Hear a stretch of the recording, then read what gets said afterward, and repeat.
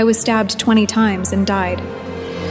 When I opened my eyes again, I found myself back on the day before everything went wrong. I opened my eyes to find a shiny knife before me, sending me tumbling back onto the couch in fear. What's wrong, Lily? Do you want an apple? My husband, Xavier Henderson, asked. My heart raced. Wasn't I dead? Because I kept quiet, Xavier moved closer, still holding the knife. He said, "There's a new co-worker who lives in our neighborhood."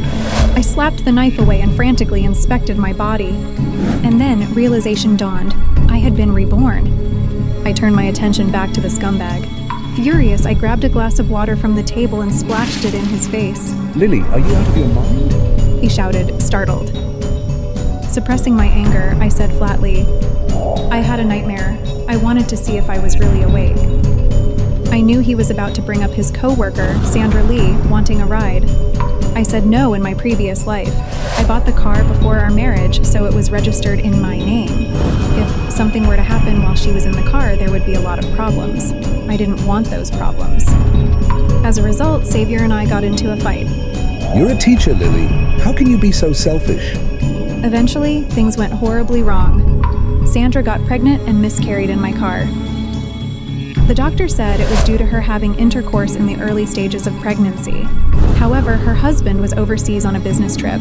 It was clear, Xavier had cheated on me. He and Sandra later claimed that I was the driver. When Sandra's husband, Justin Lee, returned, he stabbed me over 20 times without giving me a chance to explain.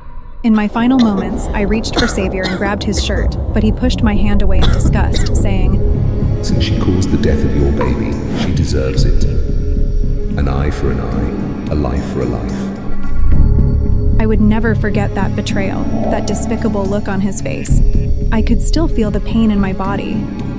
I refused to make the same mistakes again. As Xavier started to speak, I interjected, "What's that?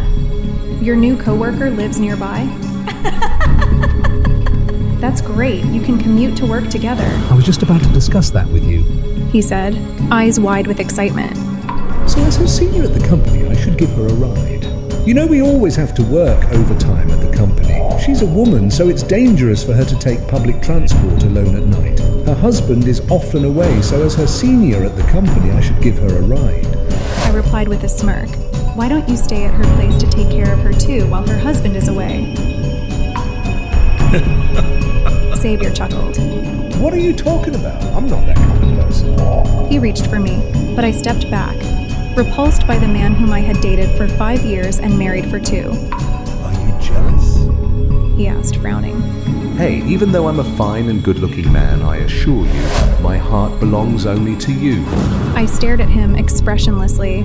After a moment, I replied flatly, "Okay." In my previous life, Xavier's betrayal had led to my tragic end. This time, I would not make the same mistakes. Rather than getting into a fight with him again, I decided to let him have his way for now. I would make both him and Sandra pay later. Like and comment for the next part.